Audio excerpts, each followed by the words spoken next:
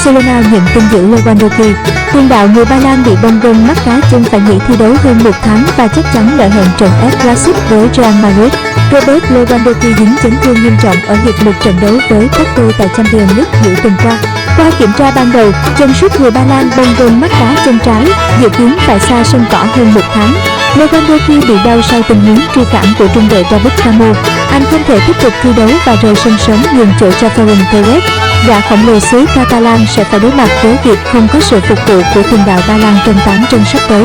Lewandowski lỡ hẹn các cuộc đấu với Granada, Athletic Bilbao, Real Sociedad, Alaves cũng như El Clasico.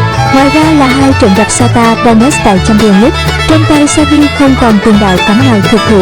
Thế nên, những trận tới, nhiều khả năng ông sẽ đẩy Ferran Torres vào đá tiền đạo ảo. Chính Torres là người hùng trong chuyến làm khách Porto khi ghi bàn duy nhất giúp Barcelona giành chiến thắng tối thiểu 1-0. Ngoài Lewandowski, hiện Xavi cũng mất Rafinha vì chấn thương.